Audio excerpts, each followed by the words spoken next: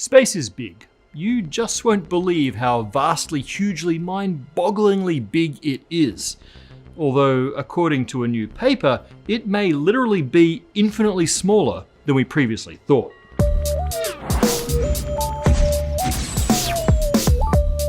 Every time you walk out the door, light from the Big Bang strikes your face, enters your eyes.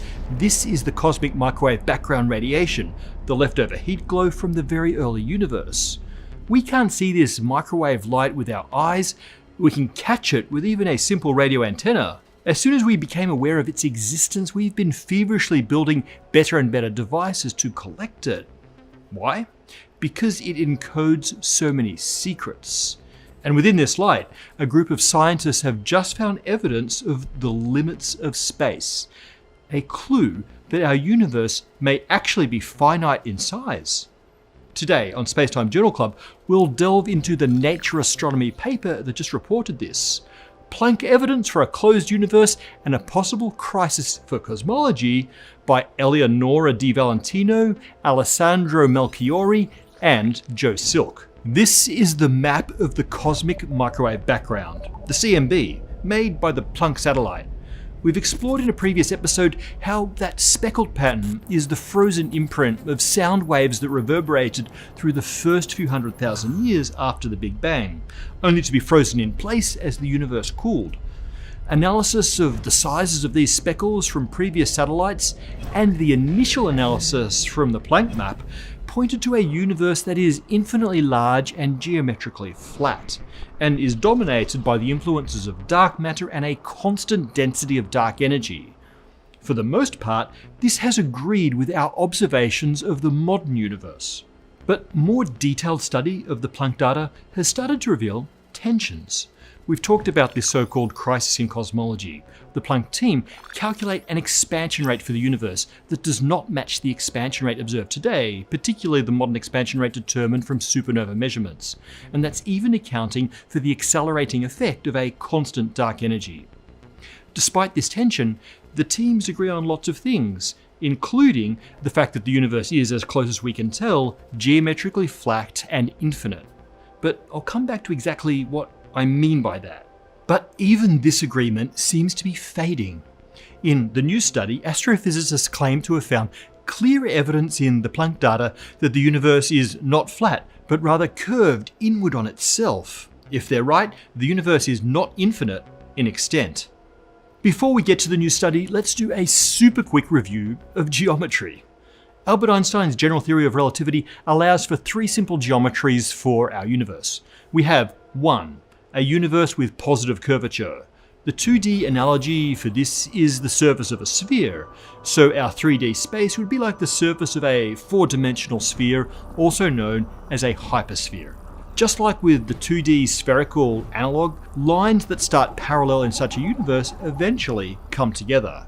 Such a universe has a finite volume just as a sphere has a finite surface area. If you travel far enough around, you'll get back to where you started. Then there's 2, the negatively curved universe, analogous to a hyperbolic plane, an infinite saddle shape. All paths through space diverge from each other. Such a universe is open. Space goes on forever. And finally, 3, the universe with 0 curvature, a geometrically flat universe, parallel lines stay parallel, and your high school geometry still works. And again, space in such a universe goes on forever. The geometry of the universe is determined by 2 things. 1, the mass and energy it contains. More stuff in the universe, a higher energy density, means more gravity, which tends to pull a universe in on itself. It gives positive curvature and closes the universe, making it finite. And 2, the rate of expansion. Rapid expansion tends to give negative curvature and open the universe, making it infinite. The combination of these factors determine the geometry. Like I said, previous studies were pointing to a flat universe. For example, by looking at the geometry of gigantic triangles defined by the largest of the speckles in the CMB. The curvature measured was consistent with being 0, flat, but there's always a degree of uncertainty due to the imperfect nature of any measurement. The curvature could have been very slightly positive or very slightly negative, just as the surface of the Earth appears flat if you're standing on the ground. It's only when you get some elevation that you see the curvature. But it turns out that evidence of very slight curvature may have been hiding in the Planck data all along. The new study went much deeper into the Planck data than just looking at triangles defined by the biggest blobs. The team analysed all of the blobs. More accurately, they analysed what we call the power spectrum. That's just the graph showing the distribution of different sizes of blobs in the CMB. Blob size is on the x-axis, and number of blobs of that size is on the y.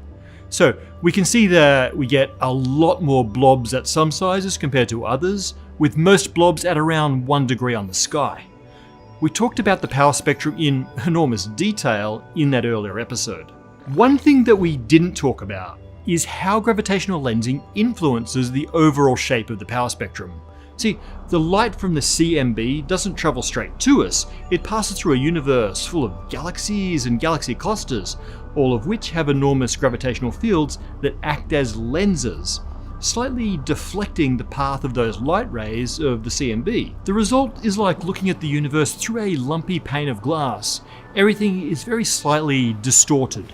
In the case of the CMB, this results in a sort of smoothing or blurring out of the power spectrum. The peaks are less sharp than they would be otherwise. Our brave scientists were able to determine the amount of lensing present in the Planck CMB map, and they found more than would be expected for an open universe. See, gravitational lensing is caused by mass, both dark matter and atoms. More lensing suggests the universe has a higher energy density than previously thought. Remember that more energy density tends to introduce positive curvature. The new study claims there's enough extra matter revealed by that lensing to actually close the universe into a finite hypersphere surface rather than an infinite flat hyperplane. Obviously, I'm glossing over a lot of the details here. These scientists didn't just measure the amount of lensing on its own. They created a model that included all of the relevant parameters: the expansion rate, details of inflation, the amount and behavior of all the different types of mass and energy, etc. They found the range of models that fit the shape of the power spectrum, and for the most part, those pointed to positive curvature. That curvature was slight, meaning the universe is still unthinkably vast, but if this is right, then it's not infinitely large. The researchers claim a greater than 99% statistical confidence for positive curvature in this analysis. So, is the universe really closed and finite? Does that mean there's enough matter to cause it to recollapse again? And can we find a faster route to India by travelling all the way around the cosmos to get back to where we started? Well, even if the universe is finite, it's still expanding, and that expansion is accelerating. It will never recollapse, unless its physics is very different to what we think. Also, beyond a certain distance from us, its expansion exceeds the speed of light, so there's no lapping the universe regardless of its geometry. There's also reason to be cautious before we conclude that the universe is closed at all. The researchers looked at a different indicator of the amount of gravitational lensing, the so-called 4-point correlation function. In short, lensing by a cluster of galaxies tends to draw rays of light from different blobs together. A random distribution of blobs ends up with slight clusterings. The 4-point correlation function found an amount of lensing consistent with the old result of less energy density and a flat universe. So why is there a conflict given that 99+% confidence? It's important to know that this percentage is not the likelihood of the conclusion being correct. It's the statistical confidence in the model fit given the assumptions that went into the model. In other words, if all of those assumptions are correct, then there's less than 1% chance that a flat universe would look like a positively curved universe just due to random uncertainties. So there are three possibilities, really. One is that the universe really is positively curved and finite.